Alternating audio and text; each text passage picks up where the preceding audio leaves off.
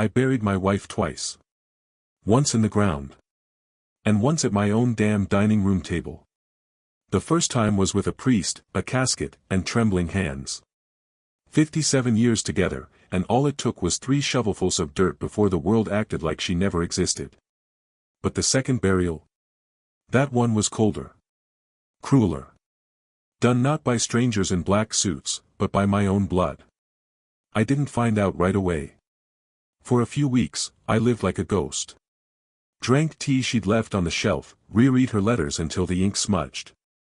Listened to her music box, the one with the porcelain ballerina that never quite spun straight, because I broke it in 1972 and she forgave me with a laugh. That box was my metronome of grief. Tick, scrape, wobble. Over and over. Then one morning, I noticed the top shelf in her sewing room looked lighter. She had this tin where she kept her grandmother's rosary, a few odd coins, and some scraps of lace she swore she'd get around to mending. It was gone. I figured maybe my daughter had borrowed it, she's sentimental like that. But then I looked closer. Things were missing everywhere. A brooch. A stack of first edition books. Her Sunday hat, the one she wore the day we met. And the worst part? I heard them talking about it. My son-in-law, my daughter, and even my 2 grandsons. Whispering in the kitchen while I sat in the living room, pretending not to hear. If we sell piece by piece, he won't notice.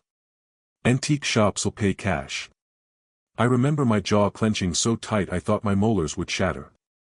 My wife's whole life, her treasures, her memories, the breadcrumbs she left for me to follow when the nights got too long, reduced to pocket change. And by the people who were supposed to guard her legacy. That was the second burial. But here's the part they didn't count on. I've buried before. Not just wives. Not just grief. I know how to bury secrets, and I know how to dig them back up. And while they thought I was a senile old man too broken to fight, they forgot who taught them how to play chess in the first place. This story isn't about what they stole. It's about how I took everything back, and made sure they'd never forget her name again. The first thing I noticed missing wasn't gold, or silver, or anything you could pawn quick. It was my wife's old music box.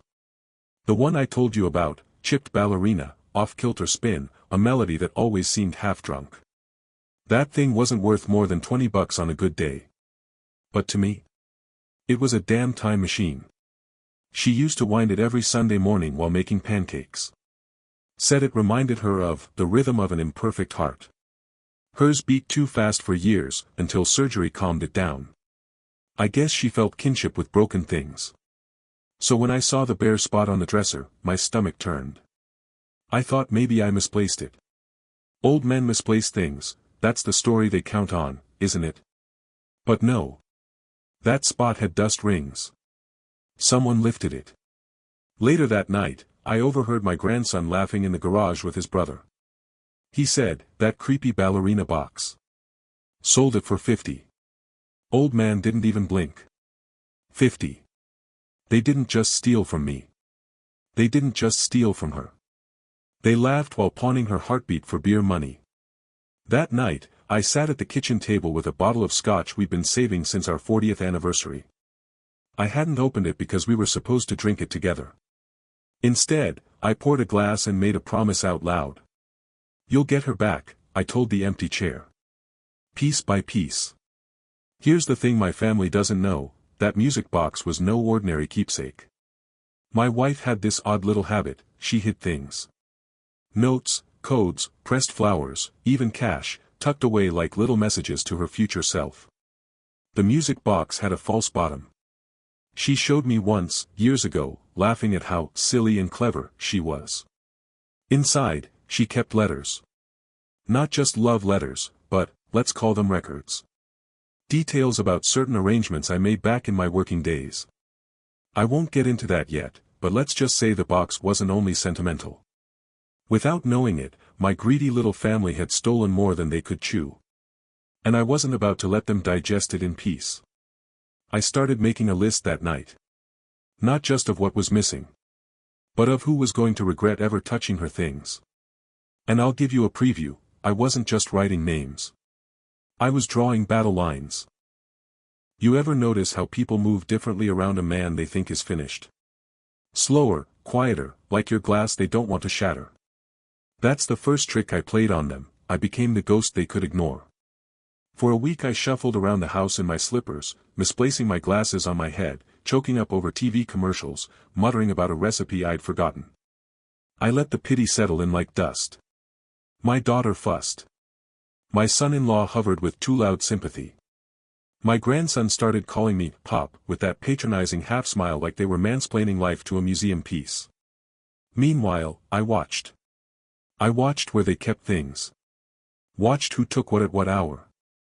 Watched the conversations, the little barters when they thought I wasn't listening. The brooch went to the drawer under the drill bits. The Sunday hat went in a box with baseball cards. The music box, the heart of the whole mess, went to Marcus, the eldest grandson. He'd laughed about it, said he'd flip it at the flea market. He thought it was trash with a sentimental label. That night, while they slept, I did something else entirely. You remember I said I knew how to bury things? I left breadcrumbs, too. I'm not just an old man who can't tell Monday from Tuesday. I used to run estate sales. For 30 years. Back when people died with trunks full of secrets, I was the man they hired to put numbers on memories and keep the vultures honest. I knew the language of provenance, how to read a stitch, how to spot a maker's mark under grime. I knew dealers. I knew the people who think the worth of a thing is only what you can prove about it. And I had a friend named Loretta who could smell a lie from 15 paces. Loretta ran a little appraiser stall down on Marlowe Street. Sharp as a tack, hair like a crow, and she'd once done me a favor that had nothing to do with money but everything to do with pride. People in our trade keep favors like currency. So I called Loretta. But I didn't call like a man demanding favors. I called like a man who'd lost something and hoped she'd be kind. I told her the truth, or a version of it. Someone's taken my wife's things, I said, voice small. The music box, it's important. If you see it, let me know. Loretta's laugh was a cigarette, short, amused, and dry. You know me, Harold, she said. I keep my eyes open. Send me a photo if you have one. I didn't have a photo. So I described it the way she and I used to describe artifacts: chipped porcelain ballerina, hairline crack on the base, a faint scratch on the tune winder where she, had dropped it in 1972. I told her one more thing I hadn't told the family: the box has a false bottom. She used to hide her notes in there, I said, remembering the way her fingers trembled the first time she showed me.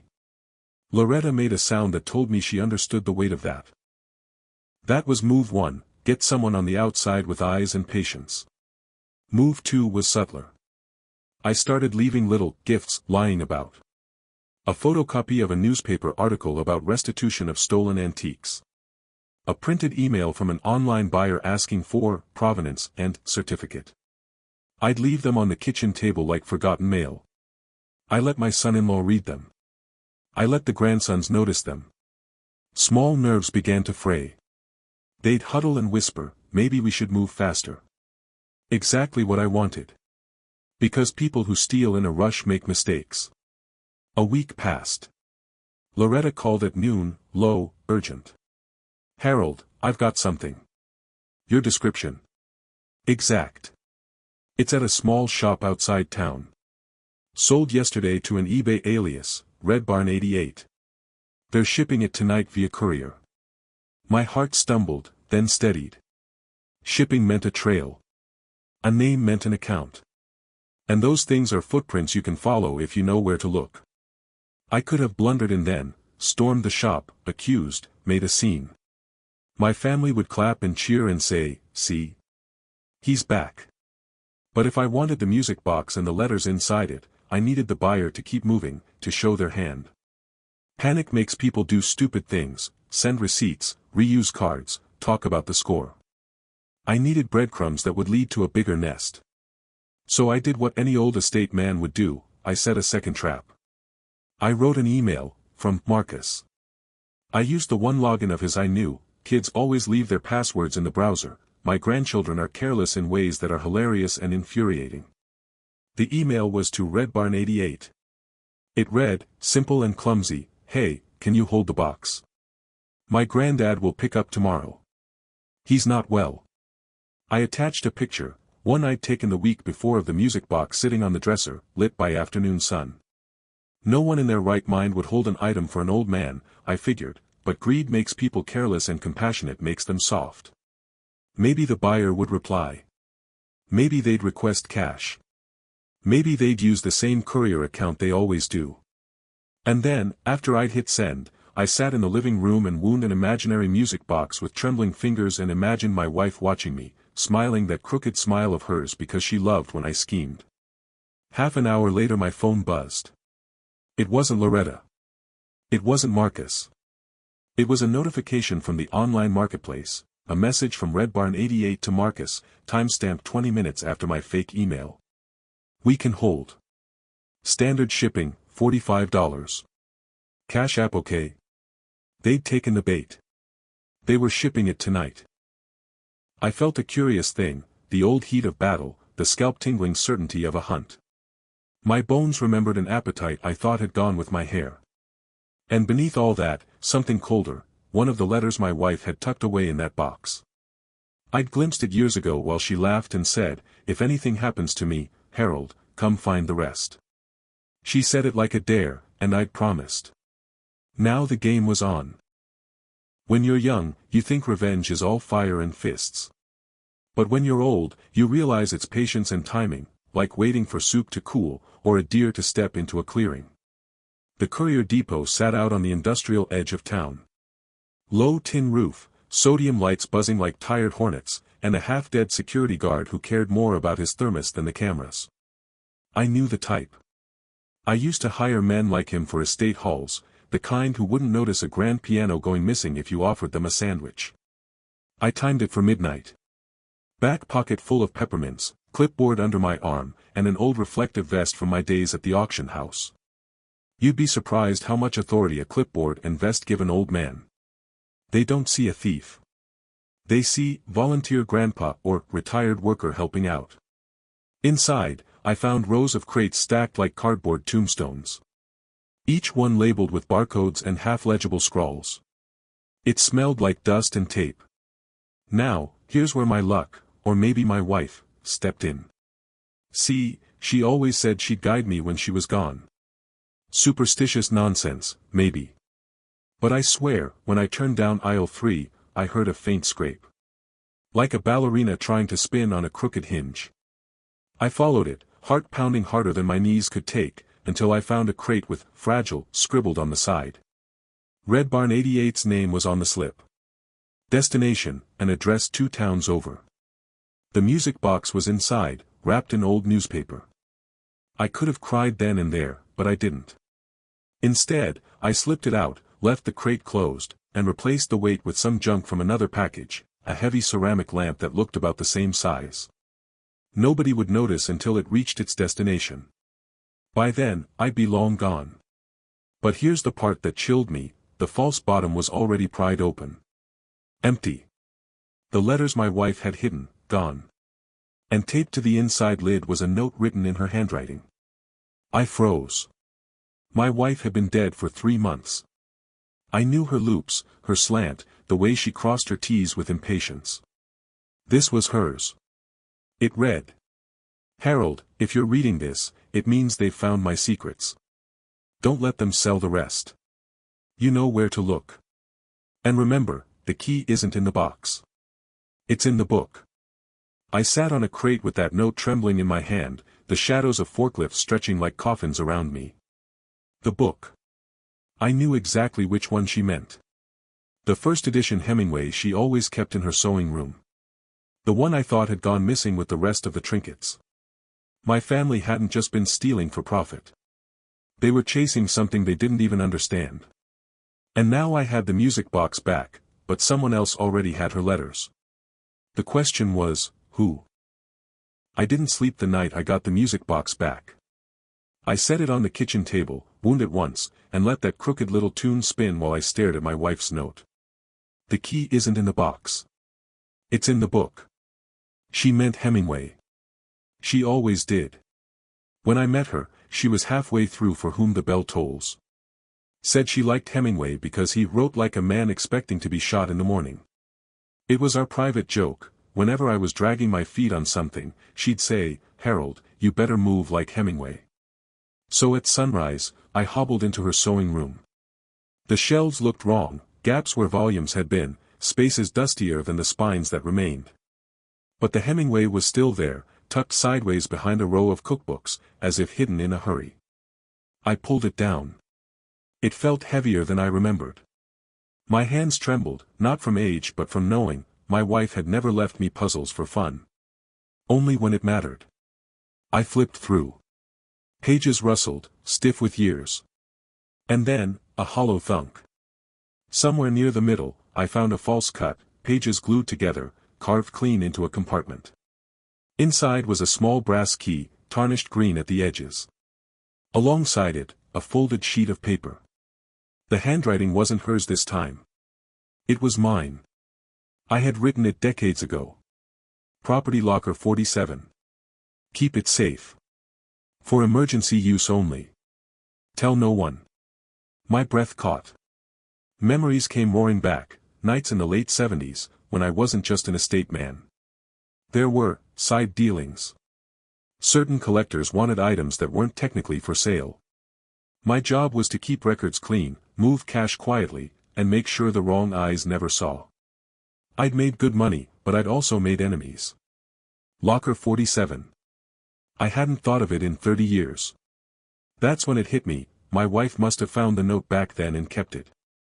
Hidden it in the Hemingway for safekeeping, knowing I might forget or deny it later. Which meant, she'd known all along about my other work. And she hadn't hated me for it. She'd prepared. I sat there, key in one hand, book in the other, staring at my wife's secret foresight. And then I heard laughter outside. My grandsons, hauling boxes into the back of Marcus's car. I peeked through the curtain. 2 more of her things, a set of china plates and a jewelry box, were being loaded like firewood. They weren't just selling knickknacks anymore. They were cleaning her out. Systematically. I clutched the key tighter. They thought they were stripping me down to nothing. They didn't know I was holding a map to something bigger. Something I hadn't even planned to remember. And now I had a choice, let them take their 30 pieces of silver, or use this key to turn the whole game on its head. I decided to move like Hemingway. You ever feel the past breathe on your neck? That's what Locker 47 felt like. I hadn't been to the East Side Storage Depot in decades. Half the place had rusted over, vines curling through chain link, graffiti bleeding across the old signs. The office smelled like stale coffee and bleach. The kid at the desk barely looked up from his phone when I handed over the slip and the key. Locker 47, he muttered. Been a while. I almost laughed. A while. Try 38 years. The door screeched like it hadn't been touched since Nixon. Inside was darkness thick enough to taste. I flicked on the bare bulb overhead, and the room yawned open, filled wall to wall with crates. My handwriting still scrawled across them in fading black marker. Some marked fragile, some with nothing but a number system I barely remembered. And right in the center sat a trunk. Not an antique. Not sentimental. A cold steel military trunk with reinforced corners, padlocked twice over. The kind of thing you don't buy at Sears. The padlocks were old, but the brass key fit like it had been waiting. I twisted. The click echoed too loud. Inside, stacked in neat bundles, were envelopes of cash. Yellowed, brittle bills bound with string. Tens of thousands. Maybe hundreds. Hard to tell with my eyes swimming the way they did. But money wasn't what made my knees buckle. At the bottom lay a pistol wrapped in oilcloth, and under that, another bundle of letters. These weren't love letters. They were records. Transaction notes. Codes, names, payments. Half the collectors and dealers I'd done special favors for in the 70s and 80s. People with more money than morals. Some alive, some dead, some with children who'd probably like to know where daddy's stolen art ended up. I sat down on the cold concrete floor. My wife had known. She'd kept this key for me. Not to punish me, but to save me. Because she knew one day my family, or someone worse, might circle like vultures. And now those letters from the music box. They weren't just mementos. They were pieces of this puzzle. If my greedy family had stumbled on them, then they had their hands on matches while I was sitting on a powder keg. I ran my fingers over the stacks of cash, the pistol, the paper trail of my younger sins. And I laughed, a bitter, shaking laugh that echoed off the metal walls. Because the truth was, my family thought they were stealing trinkets. They didn't realize they'd pulled a thread that led all the way down to hell. I shut the trunk, locked it again, and sat for a long time under that flickering bulb. My wife had left me a game to finish. And my children? My grandchildren? They'd walked onto the board without knowing the rules. When I came home from locker 47, I walked through my own front door like a stranger. My shoes left dirt on the mat, my coat smelled like mildew and old money, and my head buzzed with a truth I hadn't carried in decades. I didn't even get 2 steps inside before I heard it, clinking glass, muffled laughter. My grandsons. They were in my wife's sewing room. I moved slow, silent, until I stood in the doorway. And there was Marcus, the eldest, with his fat fingers prying open her jewelry box. The one with the mother-of-pearl inlay she'd inherited from her aunt. His brother sat cross-legged on the floor, shining a flashlight into the compartments like raccoons rooting through trash. "Pop won't even notice," Marcus muttered. "He's losing it. Look, secret compartment here, easy."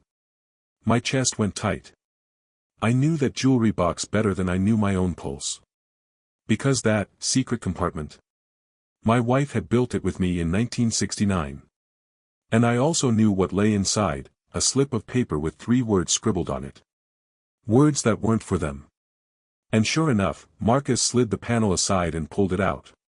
He squinted, then read aloud, mocking, "Blue Room Friday." What the hell does that mean? His brother laughed. Sounds like some dumb poem. Sell the box. Toss the note. I stepped into the room then. My cane tapped once on the hardwood. Both boys froze, deer in headlights. Marcus shoved the paper behind his back like a schoolboy caught cheating. "Funny," I said, my voice steady, "your grandmother never shared that note with anyone but me." They stammered excuses. Something about, just checking for valuables, and, thought it was broken. I didn't answer. I just looked at them until the silence bent their spines. Finally, I held out my hand. Palm open. Waiting. Marcus hesitated, then placed the note in my hand. His eyes wouldn't meet mine. I folded it, slid it into my shirt pocket, and patted it twice. "Go downstairs," I said. Calm. Flat. The way you tell a dog to heel. They left without a word. I sat alone in that room, staring at the jewelry box. My wife's voice echoed in my memory, soft, teasing, "If anything ever happens to me, Harold, remember, the Blue Room, Friday." I never asked her what it meant. Thought it was a half-finished thought, one of her private riddles. But now, with the Hemingway note and the locker and all the missing letters, it fit together like teeth on a gear. Blue Room. Friday. She'd left me another direction. Another step in this crooked treasure map. I wound the jewelry box's tiny crank, listening to its tinny chime. And for the first time since she died, I didn't feel grief when I heard it. I felt resolve. Because my family wasn't just stealing heirlooms anymore. They were getting dangerously close to secrets that could burn us all. And now I had proof. I had caught their hands red, and I had the next clue. Friday wasn't far away. Friday came like a slow drumbeat. Each hour heavier than the last. The Blue Room wasn't some poetic mystery, at least, not at first glance. It was the spare bedroom upstairs, the one my wife had painted sky blue in the 80s when she decided white walls were for hospitals and liars. We hadn't used it in years. The grandkids slept there sometimes, but mostly it was just boxes and dust. I waited until the house was empty. My daughter had taken the boys out, probably to keep them out of my sight after I caught them in the sewing room.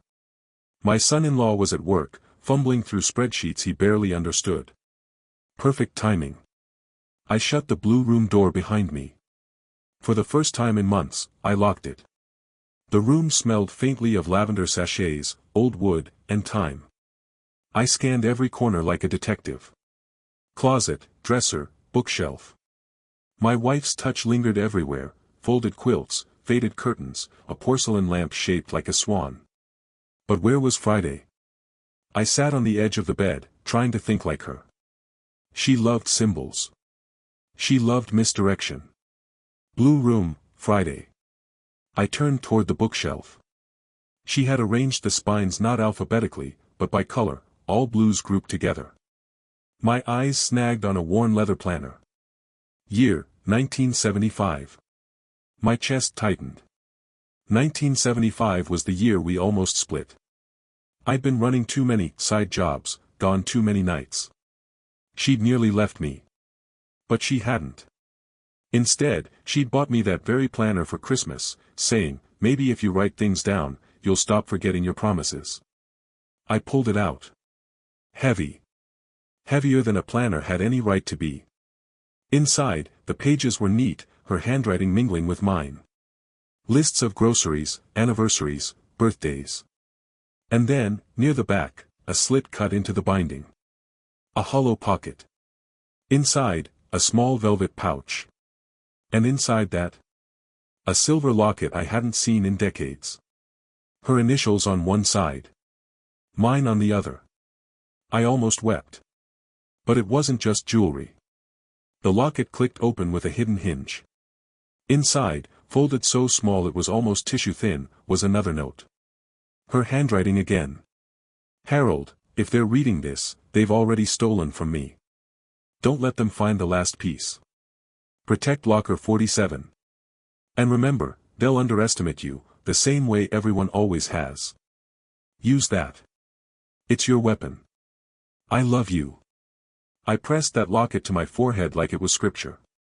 But here's the thing, my wife wasn't warning me about strangers. She was warning me about family. She had known.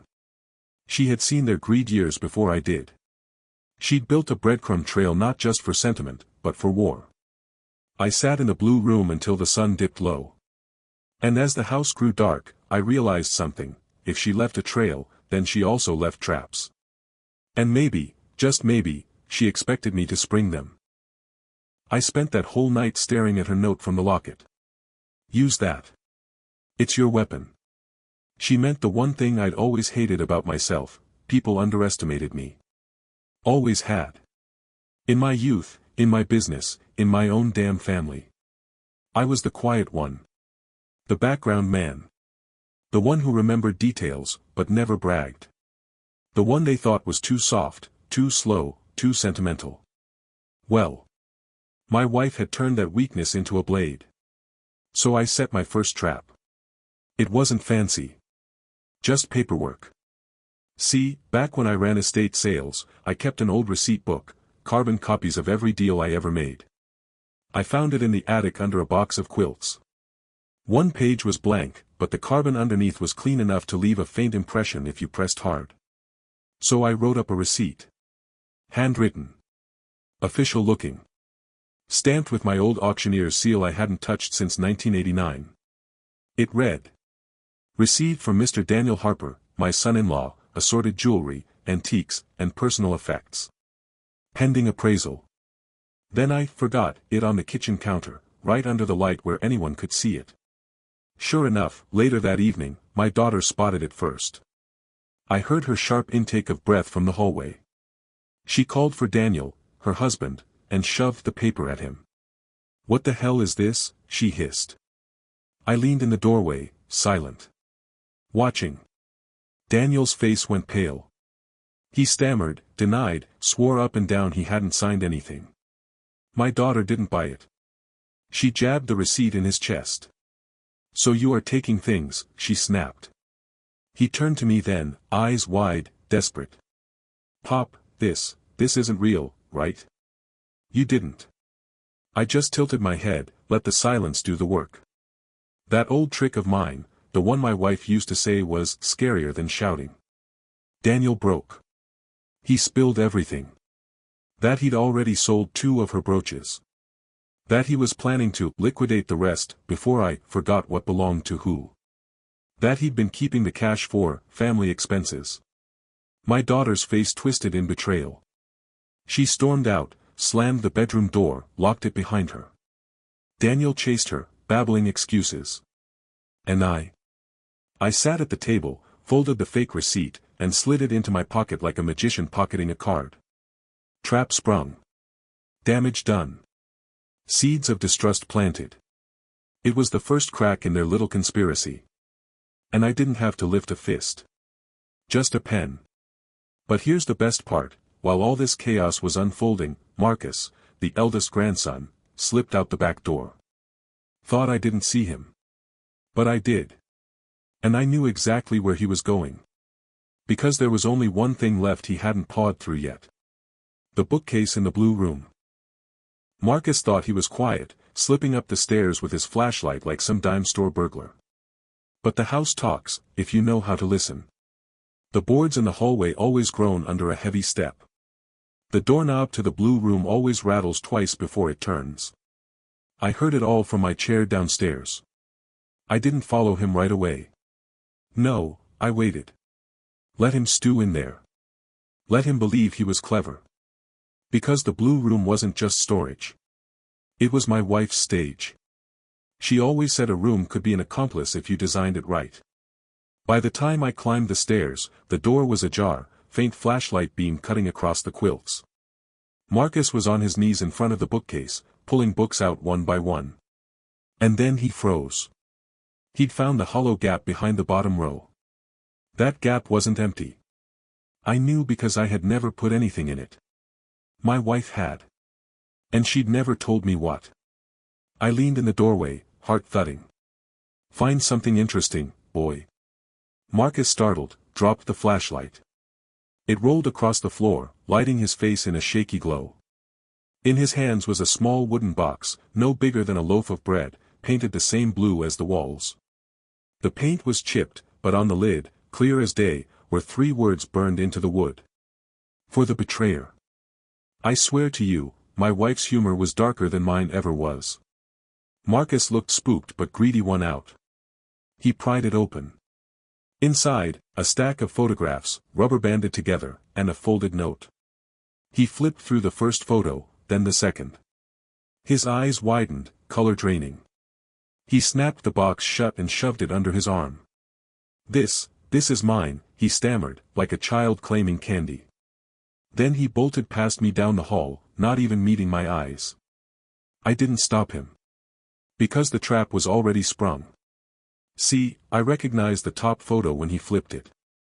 It was from 2004. My daughter's wedding reception. Marcus was 12, face sticky with cake, caught in the background behind the band. But it wasn't the photo itself that mattered, it was the symbol scratched in the corner. A sigil. A mark. My wife's code. She used it whenever she wanted me to look closer. And the note? Oh, I didn't need to read it to know. Whatever it said, it was written for Marcus. That was her style, intimate, tailored knives disguised as keepsakes. I shuffled back to my chair, listening to him stomp down the stairs, slam the back door, and peel out in his car. My daughter came out minutes later, bleary-eyed, asking what the commotion was. I told her Marcus found something of his grandmother's.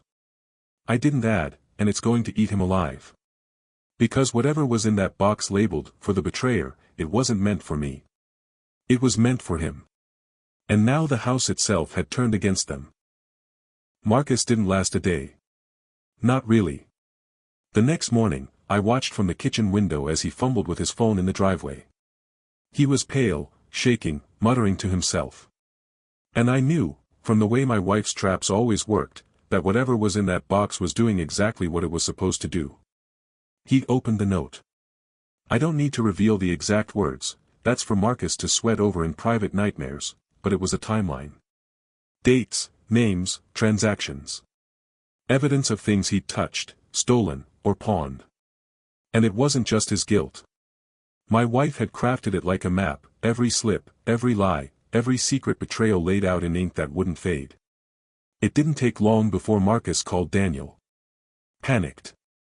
breathless. You need to get here. Now. I messed up. I don't know what to do. Daniel showed up 20 minutes later, still in his work shirt, face tight with confusion. He tried to act like he knew what was happening. But Marcus's hands shook as he shoved the wooden box into Daniel's chest. Look at this. Look at it, Daniel. She left it for us. It's all here. She knew. Daniel's eyes widened. My daughter appeared behind them, drawn by the shouting. And I sat in the living room, listening to the chaos bloom like a toxic flower, sipping my tea, winding the music box, letting the tinny notes echo in the background. By lunchtime, tempers were frayed. Accusations flew. Money stolen, items sold, secrets revealed. My daughter screamed at Marcus. Daniel tried to defend himself but only managed to dig deeper. And all the while, Marcus couldn't stop shaking, constantly peeking at the box like it might bite him. And then it hit me. This wasn't just punishment. It was revelation. My wife had known their greed would expose more than just stolen trinkets. She knew they'd reveal themselves entirely, motives, character, hidden flaws, all of it. And she had given me the tool to turn their own hands against them. By sunset, they were exhausted. Broken. Distrustful. Half of them arguing, half of them plotting silently against the others. And I was calm. Patient. Collecting the pieces, ready to decide which moves to make next. The best part? None of them suspected me at all. Because while they were chasing paper, I was tracing patterns. Their mistakes, their missteps, their greed. Every stolen trinket, every lie, every betrayal, catalogued and ready. And now, with the box in play, I had leverage over all of them. My wife had set the board. And I was about to make the checkmate move. By now, the house had turned into a war zone of guilt and suspicion. My family didn't even notice me most of the time, which was perfect. Because while they were busy accusing each other, I was planning. I started small. Little mistakes in inventory. I'd casually ask Daniel, "Hey, did you really sell the brooches? Or just move them?" His face went pale every time. I'd hint at receipts. Carbon copies. Hidden emails. And the more he lied, the more evidence piled up, all tracked back to the things my wife had hidden. Then came the auction. I had always been able to move antiques quietly, and I had friends in the trade. Loretta, who helped with the music box, was delighted to see me. She knew the real value of what my family had touched, the first editions, the jewelry, the porcelain. So I called in buyers under the guise of estate liquidation, claiming I was downsizing after the loss of my wife. The twist? Every piece they thought they'd sold, I bought myself. Not at full price, just enough to bait them into thinking they'd made off with easy cash. Daniel was the first to realize it. He saw his profits vanish overnight, and then he noticed the paperwork. The receipts were forged, carbon copies from my old estate book, tracing every item back to me. Suddenly, his fraud wasn't hidden. It was exposed. Marcus fared worse. He tried to flip the wooden box from the Blue Room online. The buyer? Me. I intercepted it, adding a small note in my wife's handwriting. The trader profits last. Harold knows. Panic spread like wildfire. They started pointing fingers at each other. My daughter accused Daniel.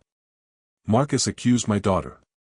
Every lie they'd told unraveled, and I watched it quietly, savoring the precision of it. And while the chaos reigned, I wound the music box. Its tinny, crooked tune filled the empty spaces.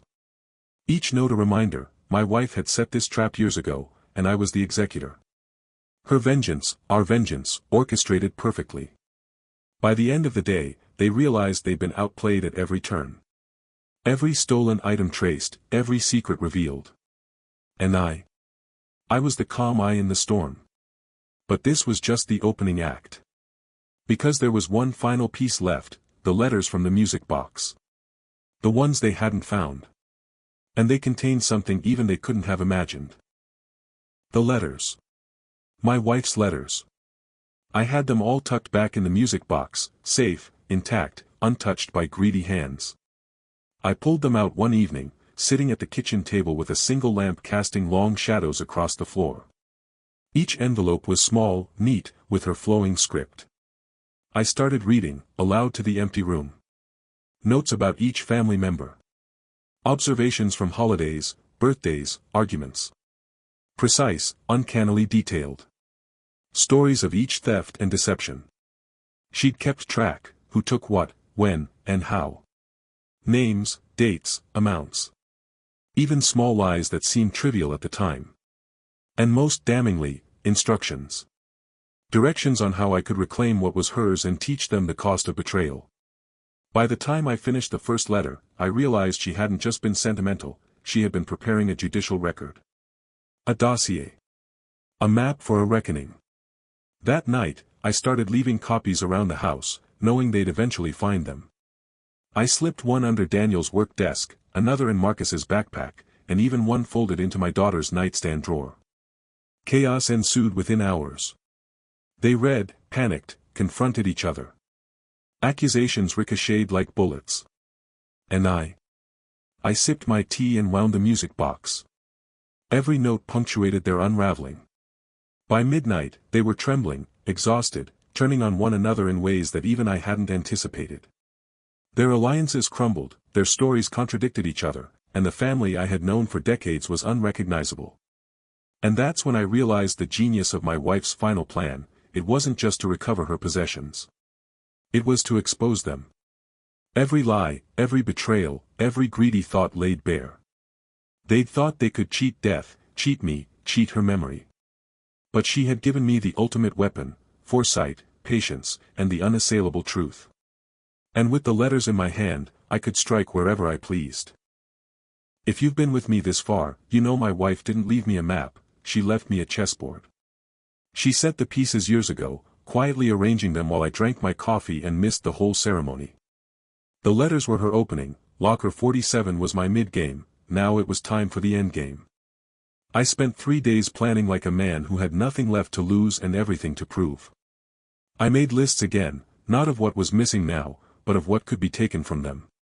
Not valuables, necessarily, but the thing that would hurt them the most, reputation, comfort, the flimsy dignity they tried to wear like a new suit. My wife had taught me that people will forgive money lost. They will not forgive being exposed. That's why she had kept records. She wanted the truth to be uglier than any lie they could invent. I made a new stack of evidence from the letters, clean photocopies, annotated with dates and a few of my own notes. I forged nothing, I simply arranged the facts her way so they'd be impossible to spin. I put a copy where my daughter would find it when she opened her drawer after a sleepless night. I slid another into Daniel's work laptop bag. I tucked one into Marcus's school locker, yes, the same reckless kid who thought he could outpace consequences. I left one conspicuously under the doormat, knowing Daniel checked it every morning like some guilty ritual. The family imploded. Not with violence, with a slower, more corrosive thing, humiliation. Daniel's employer called him in for a routine HR chat after a scanned copy of the letter found its way to a man he'd long embezzled from. Marcus's classmates started whispering when someone uploaded a photo of him with a stack of pawn shop receipts. My daughter discovered receipts for jewelry she'd assumed were hers, marked with names she didn't recognize, and then calls started coming from estranged relatives asking what the hell was happening. The coalition they'd built of half-truths unraveled into a tangle of petty betrayals. That was the first layer. The second required applying pressure where I knew it would hurt. People who have everything to lose hate losing in public. Loretta, my friend, my crooked lighthouse in this whole thing, helped me with that. She's got a list of dealers and collectors who take unclean items off the market for a fee. One phone call to them, using the old auctioneer's tone I haven't used in years, and I started passing around whisper threads. Is anyone missing a particular brooch? Has anyone been offered these Hemingway editions recently? Dealers responded because where else do you get leads like this? They respond with money, and with curiosity. I didn't take the money. I took leverage. I suggested, delicately, that certain items now had provenance problems, legal problems. Mentioned ongoing investigations, as if I were a man with more reach than I had. People who live by appearances will fold their pockets faster than their morals. One dealer quietly returned a necklace to my front step with a note, "Not worth the trouble." Another texted Marcus a photo of his listing with a single line, "Pulled. Don't call me." The ripples spread. Imagine being Daniel, watching his stack of profits evaporate because the world he'd been selling to decided not to be complicit. Meanwhile, I fed the press. Not national TV, I'm not that showy. A local columnist who likes a human interest with a sting came by for tea and got more than she bargained for. I told her the story like a man telling a confession: grief, betrayal, the music box. She wrote a piece that read equal parts sorrow and outrage. That article lit a match. People love a story where a family turns on itself. The phone calls started, inquiries from pawn shops, concerned neighbors offering, "We heard about what happened." The town became a hive of gossip. For a family used to moving things quietly, there's no punishment worse than becoming a headline in the place you once thought anonymous. My secret, the part they had dismissed as old Harold's nonsense, grew teeth. Because when businesses and neighbors start to look sideways, creditors listen. The envelopes from Locker 47, the financial skeletons, found their way into the proper hands after I delivered them to someone who'd been harmed by an old transaction. He read the papers, cursed my name, loudly enough for me to smile, and then he did what I couldn't: he made a legal whisper. That whisper turned into a formal letter. That letter scared Daniel into a corner he couldn't climb out of. And the music box? It played through like a metronome. I wound it in my pocket during every meeting. The tinny tune kept me walking at pace. The locket hung at my neck. The Hemingway lay on the table, its hollow mocking me with the past I'd been given. My wife's presence felt tangible, not supernatural, just inexorable. She'd set the tempo, and I was keeping time. The outcomes were quieter than I expected. Daniel lost a client and, more importantly, the respect of his coworkers. He still came home every night, but his mouth would twitch when he talked, searching for words that wouldn't sound like excuses. Marcus was suspended from school for a week after a parent complained about suspicious activity. He came to me, red-faced and ready to shout, and for the first time looked like my grandson instead of a small-time crook. My daughter, she took the hardest blow. Her friendships frayed. She stared at me once, eyes hollow, and said, "Why didn't you tell me?" I wanted to say, "Because she planned this, not me. Because she loved you enough to outfox you for your own good." Instead I took her hand and let the silence say the rest. But here's the turn they never saw coming: the letters were not just evidence. They were an ultimatum. My wife's last instructions were not only to reclaim objects, they were to force change. She'd catalogued mistakes and written them down because people often need a mirror shoved in their faces before they see what they've become. I wasn't content with merely recovering porcelain and brooches. I wanted a reset, one that left them with the memory of shame and the option of making amends. Harsh? Maybe. Necessary? Absolutely. So I made them an offer. Not to the world, to my family alone. I gathered them in the living room under the eyes of the music box, the light bulb swaying like a single spotlight, the blue room door shut but not locked. I laid the letters on the coffee table like cards, watched them breathe in and out like prisoners. I told them what I could prove. I told them what Loretta had told me. I told them what the columnist had written. Then I slid the deal across the table. "You can make this right," I said. "You can return everything you took, and I'll keep the letters private. You can sell what is rightfully yours, with proper provenance, and I'll help. Or you can refuse, and I'll make sure everyone knows exactly who you are, and what you did." I saw Daniel's face blanch. Marcus swallowed hard. My daughter's fingers tightened on the arm of the sofa. They wanted time. They wanted to talk it over. They wanted to hide and bargain. They asked for a week. They said they'd return items, apologize publicly, maybe even do a charity sale to honor Nana. They promised. They smiled the practiced smiles of people used to bending truth. I gave them 3 days. Not 7. 3. Then I went to the blue room, closed the door, and wound the music box until it stopped. I put the locket in my palm, and I sat down to write the last note my wife had asked me to write should the need arise.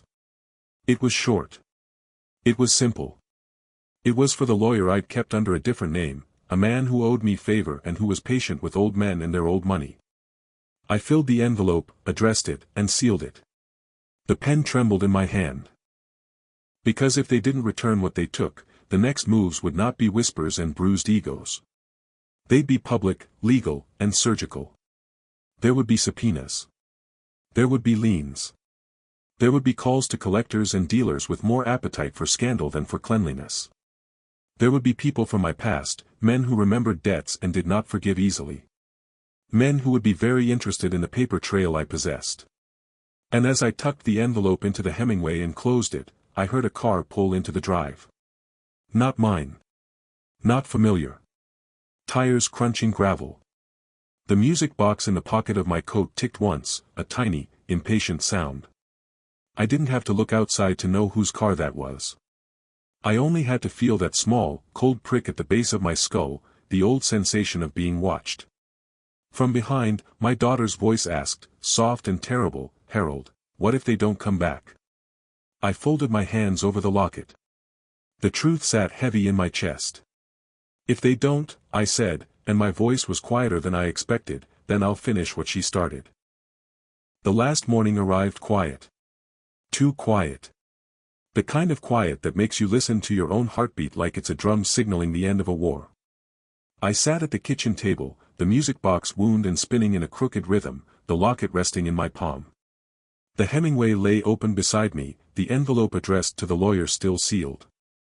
My wife's letters had already done their work, exposing lies, greed, and petty theft, but this was the final move. The endgame. The car pulled into the driveway right on schedule. Marcus and Daniel, faces pale, hands sweating, held the last of the stolen items, jewelry, brooches, the music box itself. My daughter followed silently behind, avoiding eye contact.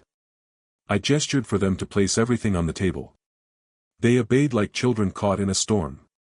Then I reached into my coat pocket and pulled out the letters, the original ones, handwritten by my wife, detailing everything she had observed. I handed them to Marcus first. "Read them," I said quietly. "All of it. Every line." He swallowed hard and began. The words described exactly what he had done, the music box, the brooches, the petty lies, the greed. His face changed from disbelief to horror, and I could see the shame cut through the bravado that had carried him for so long. Daniel took the next batch, and the effect was instantaneous. He tried to defend himself, but the truth was a weight he couldn't carry. My daughter read the final letters, trembling. She hadn't taken much, but her complicity, her silence, was now undeniable. I let them sit with it. Let the shame sink. Let the house fill with the echoes of betrayal. Then I spoke. "This was never about the things," I said, voice steady. "It was about remembering who we are, and who we aren't. Your grandmother planned this. Every move, every trap, every record of deceit. And she trusted me to finish it." They hung their heads. No excuses. No defiance. The lesson had been delivered. I placed the locket on the table, opened the music box one last time. Its tinny, imperfect melody filled the room. "And now," I said, "everything is back where it belongs. You return what you took to the right place, or the letters go further than this room. The choice is yours." They nodded, silent. Finally, the tension broke. Marcus slumped into the nearest chair, Daniel muttered apologies, and my daughter exhaled like a storm had passed. I stood and walked to the blue room, the door closing behind me with a soft click. The room was empty, peaceful, filled with memory. The letters, the key, the locket, all symbols of her cunning, her foresight, her love, were finally at rest. I wound the music box one last time. The ballerina spun slowly, imperfectly, just like the rhythm of her heart. And I smiled, knowing that my wife's final game had been played perfectly. She had trusted me with her secrets. I had honored them. And my family, well, they had learned exactly who not to underestimate. The music faded. The house was quiet. Justice, quiet, precise, and inevitable, had been served. Checkmate.